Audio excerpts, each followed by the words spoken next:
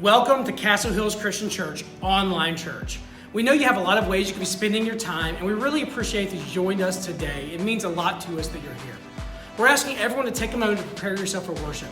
Later in the service, we'll be taking communion together, so if you want to grab some bread and juice to be prepared to participate in that, we would really encourage you to do so. Also, minimize distractions. Grab a Bible, prepare your heart and mind to worship, study, and fellowship together online. Also, we're asking everyone to head over to chccsa.info. This is your central hub for all next steps. There you can complete a connection card, which will let us know that you're worshiping with us. You can also submit prayer requests or ask any questions or get better connected with our church. Use chccsa.info at any point during the service or throughout the week to reach out to us and connect with us. Thank you for joining us for Online Church.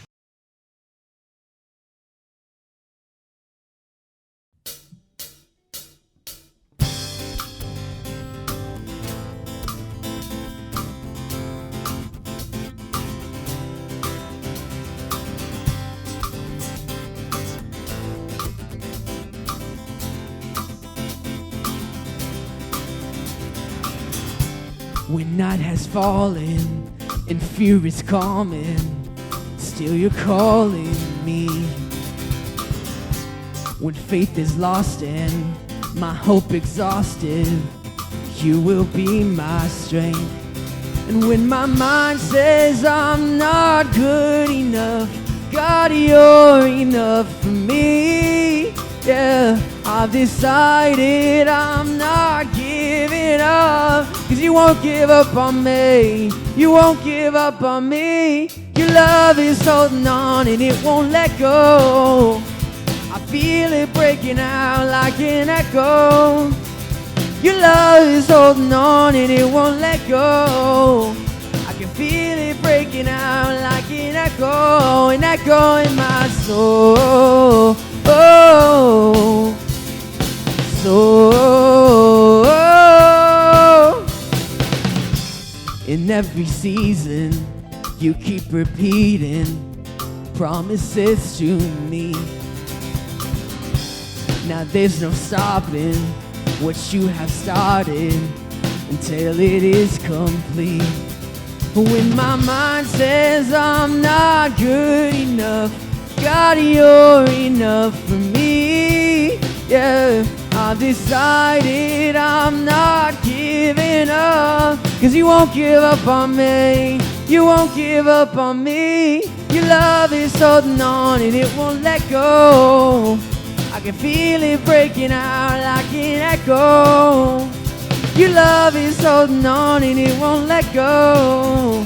I can feel it breaking out like an echo in my soul. Oh, so like an echo in my soul. Oh, so when my mind says I'm not good enough, God, you're enough for me. Yeah, I've decided I'm not giving up, 'cause you won't give up on me. You won't give up on me. Your love is holding on and it won't let go. I can feel it breaking out like an echo. Your love is holding on and it won't let go. I can feel it breaking out. Hey! Your love is holding on and it won't let go. I can feel it breaking out like an echo. Your love is holding on and it won't let go. I can feel it breaking out like an echo in my soul. So like an echo in my soul. So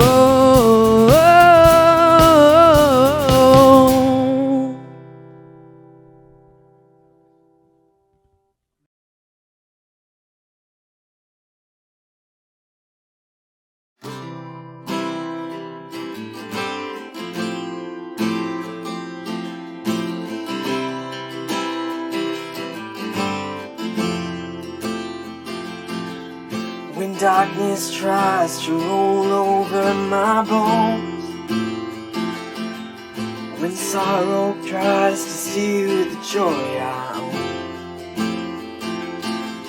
when brokenness and pain is all I know, I won't be shaken, I won't be shaken.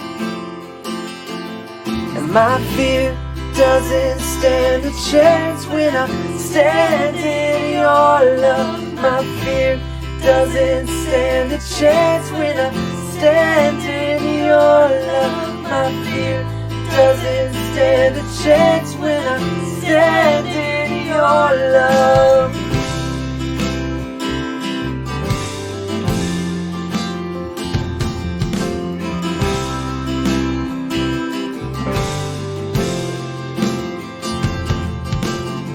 No longer has a place to hide. I am not a captive to the lies, and I'm not afraid to leave my past behind. No, I won't be shaken, I won't be shaken. 'Cause my fear doesn't stand a chance when I'm standing in your love. My fear doesn't stand a chance when I'm standing in your love. My fear doesn't stand a chance when I'm standing in your love.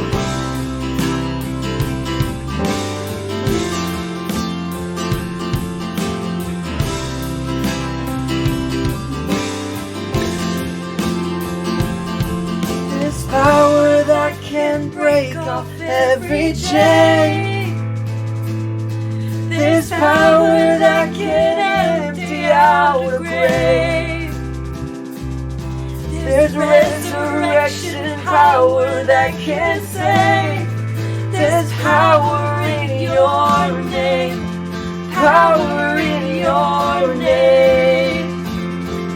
There's power that can break off every chain.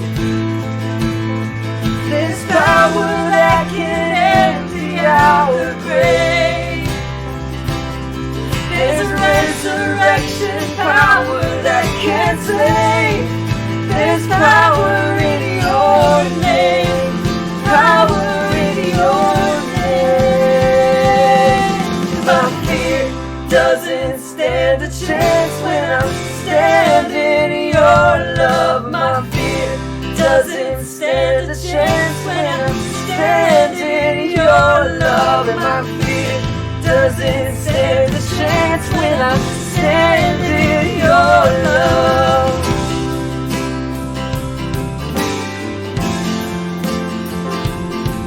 My fear doesn't stand a chance when I'm standing in your love. My fear doesn't stand a chance when I'm standing in your love. My fear doesn't stand a chance when I'm standing in your love.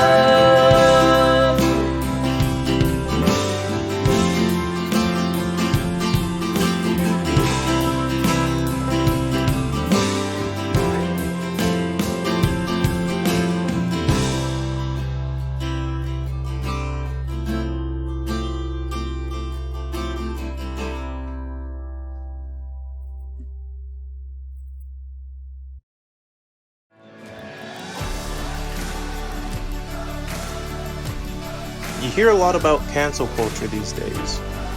There are definitely times when people or systems need to be called out and held accountable. But we can all be a little too quick to be cruel to each other, online and offline. This problem isn't new though. Humans have always struggled to choose love instead of hate. As followers of Jesus, God is challenging us to love people who aren't like us. Love people who are in need. Love the people we envy, and love the people we want to hate. It's time the church learned to love the way God loves. So this is my friend Courtney, and we've had the pleasure of working together with teenagers here at Castle Hills Christian Church for quite some time now. And what happens on youth group trips pretty often is one of the teenagers will decide to pull a prank on someone else. Usually it's another teenager, one of their friends, or on one of the adults. Occasionally one of the adults will pull a prank on a teenager. That may or may not happen on our trips. It probably does. And usually it's fine. The person has the prank, we all laugh, but then they want to know who pulled the prank on them because they want to get them back. They want to get revenge on them. And usually it's fine. You know, one person pulls the prank, the other person pulls the prank back, and it stops there. But sometimes these situations will escalate. And what ends up happening is the adults have to intervene. We have to step in because the desire for retribution, the desire for revenge, for getting someone back when you feel like you've been wronged can be really strong. Last week we looked at the story of Saul and David. And Saul was the king of Israel, but David had been chosen by God to be his replacement, to be the next king. And last week when Ronnie looked at their story, we saw that Saul liked David at first, but eventually he became envious of him because he was popular, he was liked, he was being successful, he was the up-and-coming new hot thing, and Saul knew that he was on his way out. So Saul, because of his envy, he actually tries to kill David. And not just once, but repeatedly tries to kill him. Saul even rallied his army of soldiers to help him hunt down and kill David. See, envy has a way of escalating, and it oftentimes leads to hatred and to even violence. And at this point in the story, David had a valid reason to hate Saul because Saul was actually trying to kill him. And it would be totally reasonable for us to think that David would want revenge on Saul, that if he saw him, he would lash out and attack him. Here's what happened instead while David was on the run from Saul, though. We read about their story in 1 Samuel chapter 24, and this is what it says starting in verse 2. Then Saul took 3,000 chosen men out of all Israel and went to seek David and his men in front of the wild goat rocks. And he came to the sheepfolds by the way, where there was a cave, and Saul went in to relieve himself. Now David and his men were sitting in the innermost parts of the cave, and the men were sitting in the innermost parts of the cave, and the men of David said to him, "Here is the day of which the Lord said to you, Behold, I will give your enemy into your hand, and you shall do to him as it shall seem good to you." Then David arose and stealthily cut off the corner of Saul's robe. So David goes up to Saul when he's in this vulnerable position where he's in a cave using the bathroom. He probably thinks he's all alone, and he cuts off the corner of his robe. And we may look at that and think that's not that big of a deal, but eventually David feels remorseful about even doing this. He let Saul leave in peace, but he cut off the corner of his robe. Now, I don't know that I would have felt bad about this, but there was some significance to this corner of the robe, to this part of the robe, the hem of the robe. It may have been a prayer tassel that Saul would have used in his prayers and interactions with God. It may have been the part that he would have used sort of as his signet ring, as his signature as the king, where he'd press it into wax, and it would be sort of like his official seal. But whatever it is that's going on here, David eventually feels remorse. But what's really important or really interesting here is that David has an opportunity, and his men with him are encouraging him, hey, go take things into your own hands, kill this person. God has given him over to you. But when David had the opportunity to take revenge and let hate guide him, he chose to let Saul go instead. So when I was a young adult, I had a really close friend. We were inseparable. We did everything together. We hung out. And one day I found out that she's spreading lies about me. She's telling horrible untruths, and it just really hurt and devastated me. And I had this inner burning desire to go hurt her physically. And I remember the day that I stormed out of the building looking for her to hurt her. And I don't think I have ever wanted to physically hurt anyone before like that. But I actually was blessed enough to have some friends that stopped me and told me they knew what was going on and said that what I was about to do was not a good thing. First of all, I probably would not hurt her like I thought I could. And secondly, hurting her would just hurt me in the end too, and nothing would get resolved. So at that point, I had friends intervening for me. But as we see in the next verses, it's David's heart that intervened for him. And afterward, David's heart struck him because he had cut off a corner of Saul's robe. He said to his men, "The Lord forbid that I should do this thing to my Lord, the Lord's anointed, to put out my hand against him, seeing he is the Lord's anointed." So David persuaded his men with these words and did not permit them to attack Saul. And Saul rose up and left the cave and went on his way. So we see here that David had a change of heart because he was obedient to God. He chose to love Saul. And they didn't suddenly reconcile and become best of friends and go hang out together. But they did decide to stop attacking each other and stop retaliating and seeking revenge. And something to point out about these two men is they weren't just ordinary men hanging out on the couch watching Netflix or YouTube or streaming whatever it is people stream these days. But they were actually in charge of armies. So to retaliate against each other was to harm thousands of people. Yeah, so what do we learn from these stories of these two powerful men who had these opportunities where things escalated, got out of control, but one of them chooses not to retaliate? What does it look like in real life to not take revenge on someone that you want to hate? And I think that it's at this moment we see that Jesus' words in the Sermon on the Mount really make a lot of sense to everyday life. They're very practical instructions for what it looks like to not lash out at those who you want to hate, to not take revenge on those who've harmed you. In Matthew chapter 5, starting in verse 38, this is what Jesus says about loving your enemies. He said, "You've heard the law that says the punishment must match the injury, an eye for an eye and a tooth for a tooth. But I say, do not resist an evil person. If someone slaps you on the right cheek, offer the other cheek also. If you are sued in court and your shirt is taken from you, give your coat too. If a soldier demands that you carry his gear for a mile, carry it 2 miles. Give to those who ask, and do not turn away from those who want to borrow." See, Jesus' instructions here about turning the other cheek, I think they're often misunderstood. See, Jesus did not mean that you never stand up for yourself or others. Jesus had no problem verbally defending himself. Jesus often got angry at people who were cruel or hurtful and harmed others. But Jesus never sought revenge or was cruel to people or escalated a conflict because his ego was wounded. See, when someone attacks you, hurts you, or lashes out at you, you gotta fight the urge to take revenge. Instead, don't be overcome by anger. Don't plot your revenge. Don't escalate the situation. Don't react without thinking, because when we do this, it prevents us from being able to respond wisely in that situation. And we often make the mistake of thinking that Jesus was just a kind, gentle, peace-loving man, which he was all of those things. But he was also a revolutionary. See, Jesus upset both the religious and political leaders of his day to the point that they all wanted him dead. Jesus' enemies would often try to provoke him or to trap him or to get him into trouble with the crowd. And so they wanted an excuse to arrest him. And Jesus knew better than to play into their hand and to walk into their traps. So what is the significance of turning the other cheek, of offering your cloak, of going 2 miles? Well, if someone strikes you with on the left cheek, they're slapping you in an insulting way. But Jesus says, no, you stand up to that person and you make them really attack you. If someone wants to sue you for your shirt, then you give them all of your clothing so that they're the one who's embarrassed by your lack of clothing and your lack of resources. And in this culture, a soldier could demand that you carry their gear for a mile, but if you carried it for 2 miles, they were the ones who would get in trouble.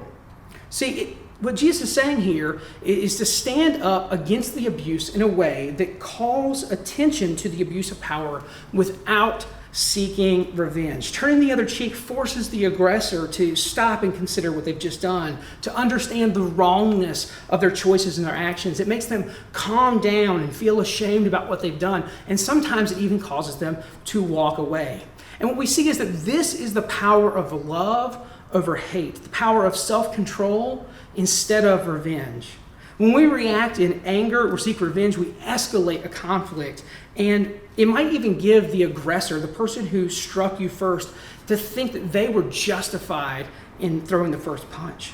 When Jesus says turn the other cheek, he wasn't telling you just to get over it. Instead, Jesus is telling you to be strategic about how you choose love instead of hatred, because love actually changes things. In the following verses, starting with 43, he says, "You have heard the law that says love your neighbor and hate your enemy. But I say love your enemies. Pray for those who persecute you. In that way you will be acting as true children of your Father in heaven. For he gives his sunlight to both the evil and the good, and he sends rain on the just and the unjust alike. So in this, we're talking about loving your enemy. So what is an enemy? An enemy is actually anyone who is hostile or hateful toward you, someone with extreme negative attitude toward you. This could be an in-law that refuses to speak to you, the coworker trying to get you fired, the classmate telling lies about you, or your boss that's trying to set you up to fail so you'll quit. And to hate these people would be the easy thing to do. The word hate is also a verb, and it means to be spiteful or act hostile towards these people. So when you're actually hating your enemy, you're not turning the other cheek. It's giving an eye for an eye, which is exactly what Jesus said not to do. So he says to love the other person. So what does this mean to love the other person? First of all, the word love is the agape love. It's self-denial. It's not a passive love. It's an active love. You have to do something to do this love. You pray for them. You forgive them. You seek benefit of those who you are trying to love. You do good by them. You bless them. Speak good of them, even when they're not around. And sometimes this is only capable with the help of the Holy Spirit. This command to love is not with affection, but an act of will. So you have to actually tell yourself to do this in order to love this person. And the significance of praying for your enemies, that's, you're not praying to change them. You're praying to bless them. You want God to be good to them. And that is the point of praying for them. And you will see, if you actually get this done, is that most of the time it does not change them, but you yourself are changed. In my story, when I went after this so-called friend to hurt her, word got around, and it escalated to the point where I had a mentor step in, and he sat me down and he said, "Courtney, it's time for you to pray for her." And I said, "I don't want to pray for her." And he said, "But you need to pray for her. This is not a good situation. Two people hating each other is not good." So I did. I didn't want to, and I knew I had to, because I had to go to my mentor every day to tell him whether I prayed for her or not. And I did. And eventually, and it was not overnight, but eventually I learned to pray good things for her, to actually pray that she had a good day, or that she passed a test, or, now she's happily married, and I pray that she and her family are doing well. And so I found that by praying for her, I changed. She eventually got mature and changed, but it was not because of anything I did. So how does loving and praying for enemies make us like our Father? Well, in the Bible, in that scripture, it says, "In that way you will be acting as true children of your Father in heaven." This act of praying for people we don't like, it's imitating our Father, and it is setting us apart. It's something that the ungodly do not do, because it even says, even the pagans like their friends, but who prays for their enemies? So, and we have the ultimate example of this in Jesus Christ. When he was dying on the cross, he prayed for those persecuting him. He forgave those who were killing him. He is our ultimate example of loving our enemies. And we take this time every Sunday to remember that with communion, with the bread and the juice, to remember the blood that was shed on the cross. But today, remember not just the sacrifice he made, but his heart, how he actually loved the enemies. And his last prayer to the Father was, "Father, forgive them, for they know not what they do." And that's our prayers for our enemies.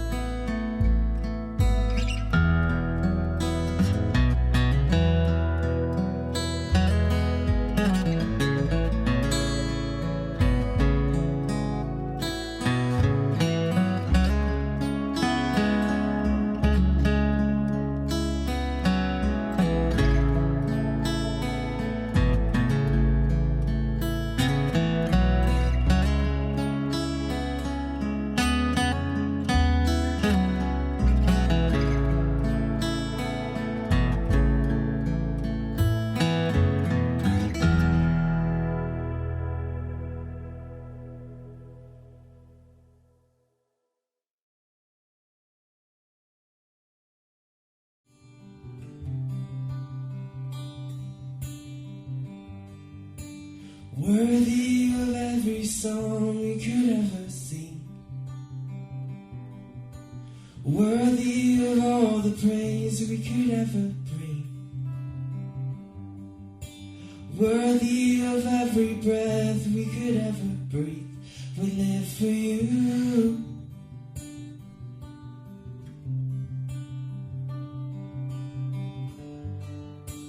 Jesus, the name above every other name. Jesus, the only one who could ever save. Worthy of every breath we could ever breathe. We live for you. Oh, we live for you.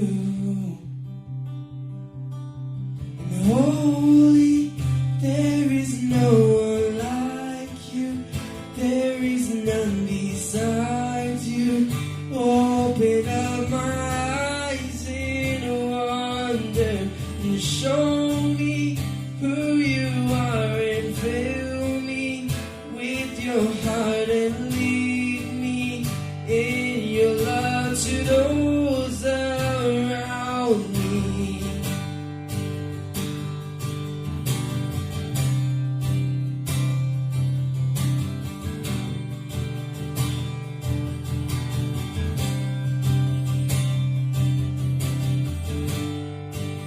Worthy of every song we could ever sing.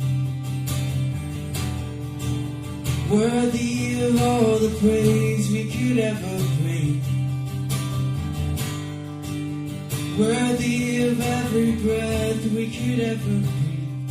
We live for you.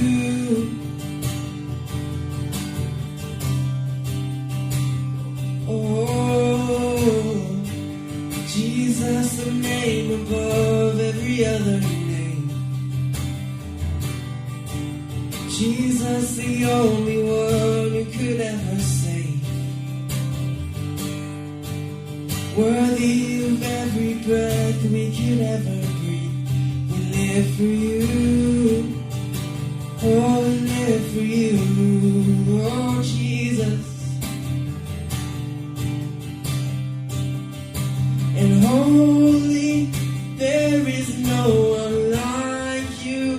There is none besides you. Open up my eyes in wonder and show me who you are and fill me with your heart and lead me in your love to those around me. And holy, there is no one like you. There is none besides you. Open up my eyes in wonder and show me who you are and fill me with your heart and lead me in your love to those around me. And I will build my life upon your love. It is a firm foundation, and I will put my trust in you alone, and I will not be shaken, and I will build my life upon your love. It is a firm foundation, and I will put my trust in you alone, and I will not be shaken. I will build my life upon your love. It is a firm foundation, and I will put my trust in you alone, and I will not be shaken. In the holy, there is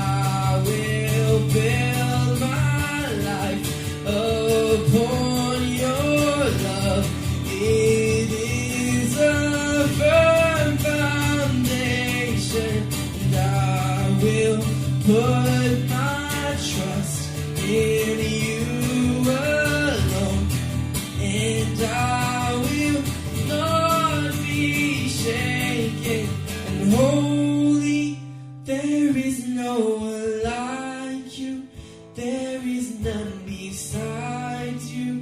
Open up my eyes in wonder and show me who you are and fill me with your heart and lead me in your love to those around me.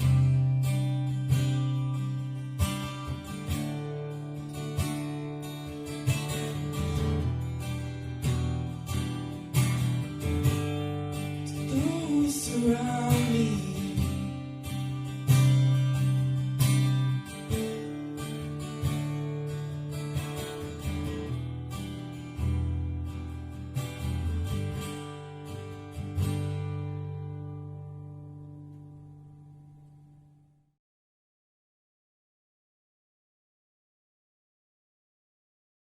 We're excited to know that some of you are ready to take some next steps in your faith journey. We want to come alongside you, support you, and equip you through this process.